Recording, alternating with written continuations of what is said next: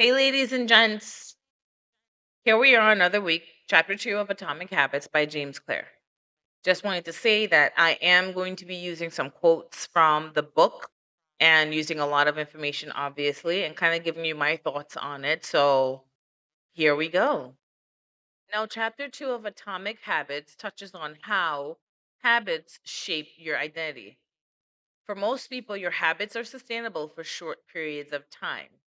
We start something, we stop it. We start something, we stop it. According to Claire, this happens because what he thinks that we're using the wrong thought process. And then we're also using the wrong system to implement what we want to do. Changing our habits is challenging for two reasons. First, we try to change the wrong thing. Second, we try to change our habits in the wrong way. In chapter 2, Claire kind of focuses on number 1, that we change the wrong thing. Now, Claire says in this chapter that there are 3 layers of behavioral change.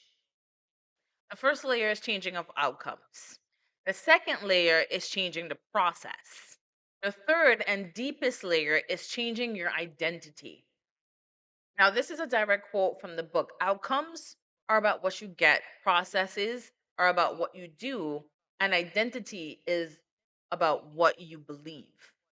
End quote. As humans, we are focused on changing our habits to gain a result, and this is called outcome based habits. So, as for Claire, he says that as a people, we need to change the outcome identity. For example, a smoker who is trying to quit smoking cigarettes can say that they are trying to quit, or they can say that they're non smoker. In this instance, I'm guessing that it's what you believe. So, your identity, right? So, if you think that you're still a smoker, you're just going to be like, I'm trying to quit, but you still have that bad habit. But if you're saying that you're not a smoker whatsoever, that you're a non-smoker, that means you're done with this. This is not who you identify as anymore. This is not part of who you are anymore. That's my takeaway from this little section. That you have to make sure that what you want to identify as is really, really what you believe, and that's what you're working towards. Changing your habits can be very difficult. And really, you have to identify what the underlying issue is for past bad behavior. What was the problem there? What did you do in the past? Was it boredom where you're just like, man, I'm just going to eat, eat, eat, eat, eat because I'm bored? Now, if you're bored, you have to kind of change what you want to do. Instead of eating, you do something else. You get yourself outside, you get yourself into watching something that has you fully engaged, but you have to change what caused the bad habit to begin with. He kind of touches on that in this chapter also. Changing the bad habit comes with changing what the underlying issue is. Here's another quote that I liked in the book. So, open quotations. The ultimate form of intrinsic motivation is when when a habit becomes part of your identity. It's one thing to say, I'm the type of person who wants this. It's something very different to say, I'm the type of person who is this. End quote. I think that's very powerful. That's a great quote.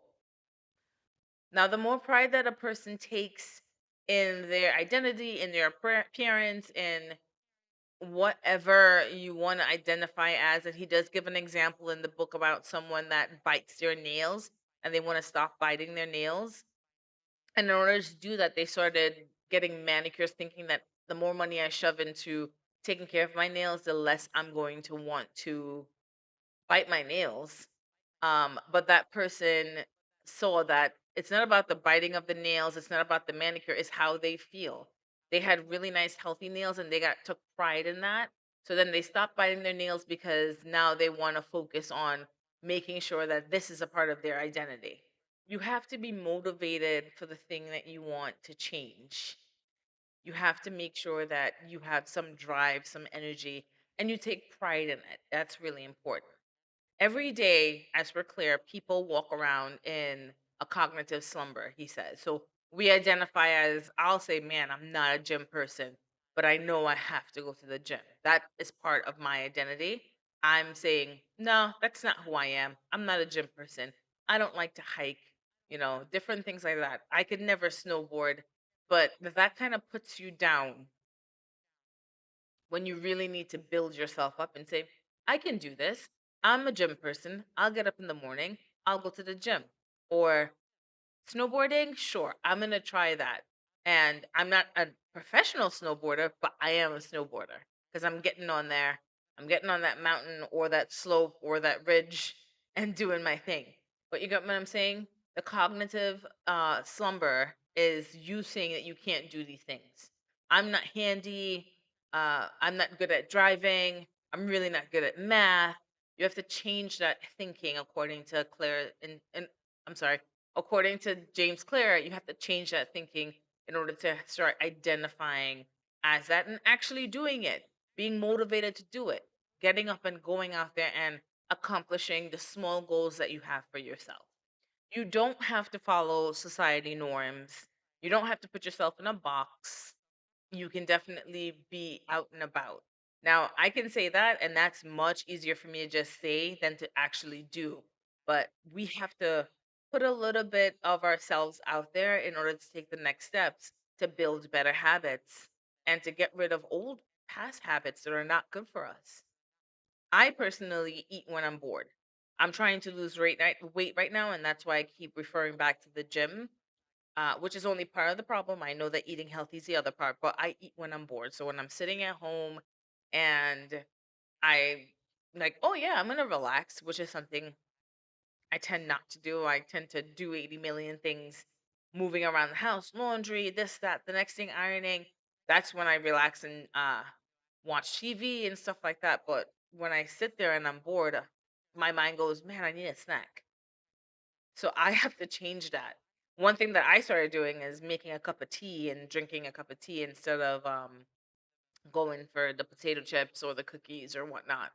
Very difficult, very hard to do because I'm so used to doing it, but slowly trying to get myself out of that habit of snacking, especially when I know I'm not hungry, just because I'm bored.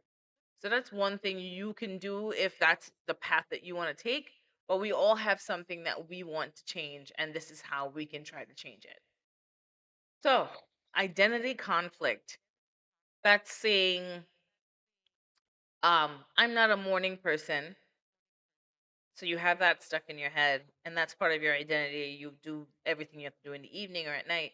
So if you're trying to change yourself to a morning person, that can be very difficult, and that can actually be a challenge for you to change your thinking process a little bit to kind of become that.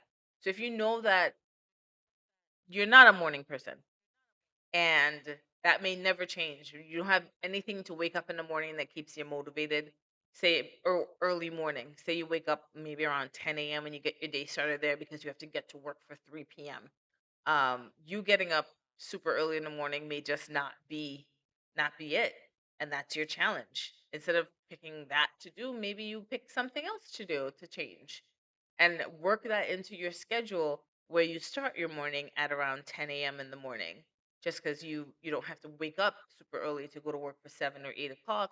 You have a different schedule. You have to go to work in the afternoon. Now you can do that.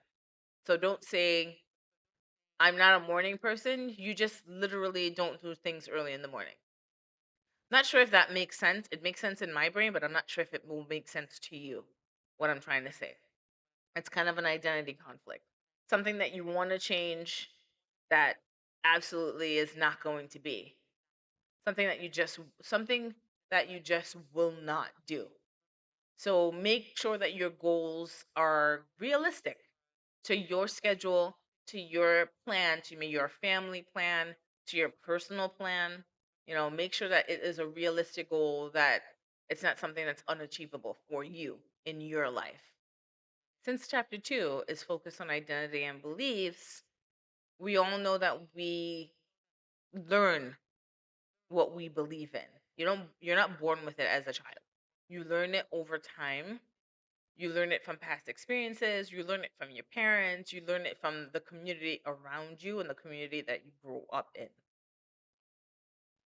So if habits come from there, your beliefs come from there, and that's part of your identity. In order to change certain habits and maybe certain beliefs, you have to unlearn some of those things. It's like teaching yourself how to, and I'm just thinking about it, teaching yourself how to learn to eat healthier when you've always grown up in a society where the easiest things to grab is the things that are not good for you. In your household, when you grow up, you eat what your parents can afford. As you grow older, you have to unlearn some of those behaviors to try to implement better eating habits. You know, that's what I'm thinking. Because these things are learned. You're not popping out of your mom's womb saying, "Yep, I know exactly what I believe in." You're influenced by the people around you. You're influenced by your friends. You're influenced by your family.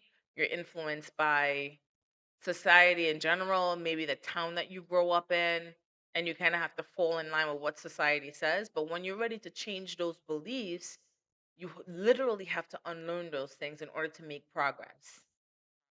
And unlearning past behaviors and unlearning bad habits to make progress in your life to better yourself and improve your habits. Now, I like this quote also. The process of building habits is the process of becoming yourself. You can change, or not you can. People change when they get older. You may not make your bed when you were a kid, but now you make your bed every day. Part of you getting up in the morning and part of your identity is, yes, I have to do this before I leave the house. And if you go in the opposite direction, then you go in the opposite direction. No, I like my stuff messy before I leave the house. That's just who I am.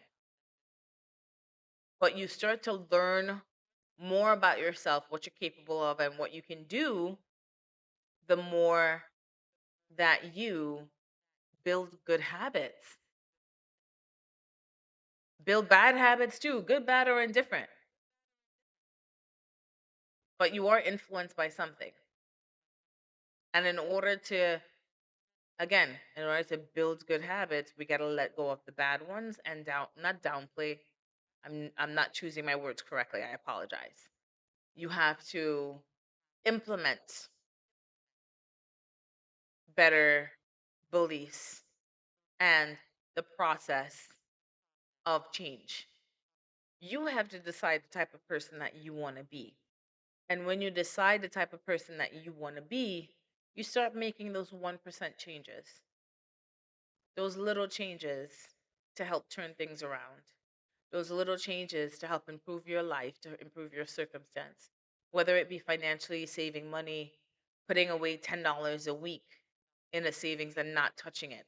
Do that 1% change, because then you have decided who you want to be, and now you have to implement the system and the process in order to achieve that and to stick with it, and then make the change into the person that you were to the person that you want to be.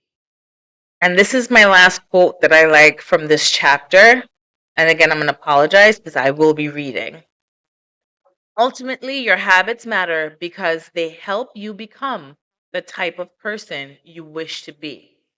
They are the channel through which you will develop your deepest beliefs about yourself. Quite literally, you become your habits. And that's the end of the quote. This chapter to me makes so much sense. Your identity is who you are.